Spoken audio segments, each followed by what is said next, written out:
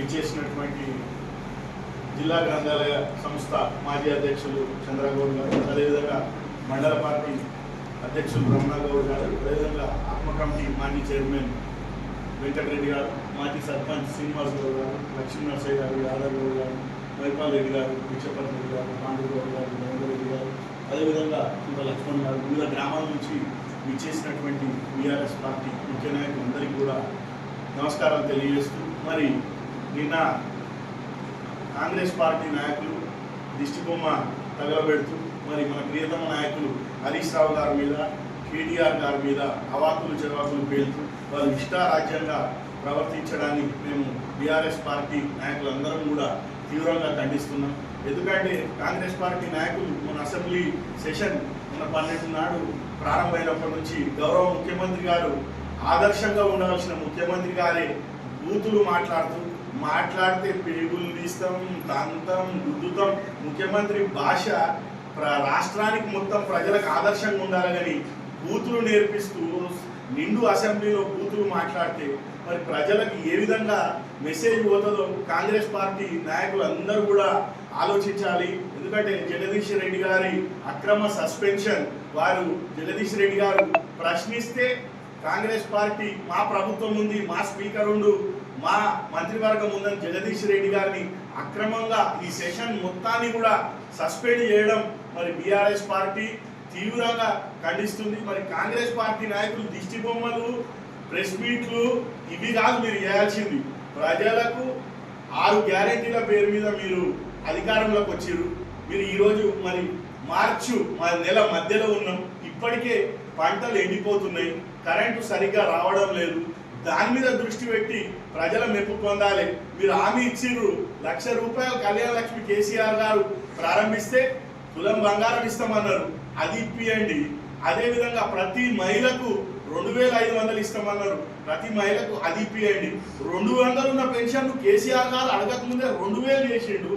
2,000 చేస్తే ₹200 pension Congress party నాయకులు ఇవాళ రోడ్ల మీదకి ఎక్కి మేము శివయాత్రలు చేస్తాం, దిష్టి బొమ్మలు దగ్ధం చేస్తాం.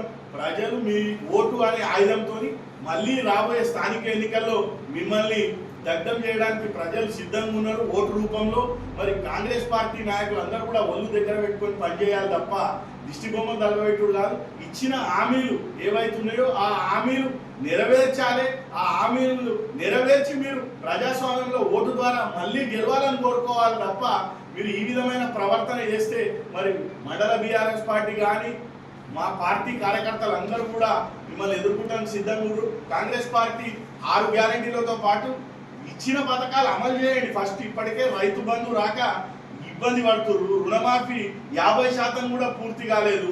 అదేవిధంగా ప్రజలకు ఎవరైతే ప్రమాదవశాత్తు చనిపోయినా, రైతు ఆకస్మికంగా చనిపోయినా, ఏదైతే కేసీఆర్ గారు తీసుకొచ్చినటువంటి రైతు బీమా స్కీమ్ ఇప్పటికి 5 లక్షలు మీరు ఇన్సూరెన్స్ LIC కంపెనీలకు ఇన్సూరెన్స్ సకాలం చెల్లించక రైతులు చనిపోతే వారికి వచ్చే 5 లక్షల డబ్బు జాప్యం జరుగుతుంది.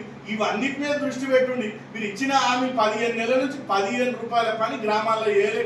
తట్టేడు మట్టి కూడా ఒక్క గ్రామంలో ఎత్తిపోయేది. ఇప్పటికీ ఒక్క కొత్త పథకం తీసుకురాలి, కొత్త రోడ్డు తీసుకురాలి. ఇవి తీసుకొచ్చి ప్రజలను మెప్పించి మళ్ళీ ఓట్లలో మీరు పెద్ద నాయకులమని నిరూపించుకోవాలి తప్ప మీరు అభివృద్ధిలో పోటీ పడుర్రి. దిష్టి బొమ్మలు కాల్చడం వల్ల ఏం కాదు. ప్రజలు సిద్ధంగా ఉన్నారు.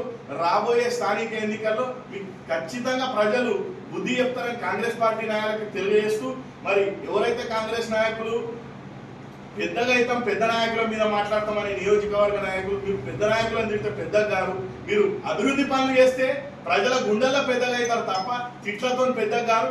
తిట్లతో మీకు ప్రజలు అదే రూపంలో తిరిగి ప్రజలు రెడీ ఉన్నారు. రాబోయే ఎన్నికల్లో మీకు బుద్ధి చెప్తందుకు మరొక్కసారి ఈరోజు ఈ కార్యక్రమాన్ని నిర్వహించిన మండల పార్టీ అధ్యక్షులు రమణగౌడ్ గారికి, మిగతా అందరికీ కూడా ప్రతి ఒక్క బీఆర్ఎస్ పార్టీ కార్యకర్తలు ఎక్కడ కూడా మనోస్థైర్యం కోరుకోవాల్సిన అవసరం లేదు. రాబోయేది మళ్ళీ మన ప్రభుత్వమే, రాబోయేది ముందుంది కూడా ప్రజలకు మంచి కాలమే అని తెలియజేస్తూ మరి ఈ అవకాశాన్ని ఇచ్చిన అందరికీ కూడా ధన్యవాదాలు.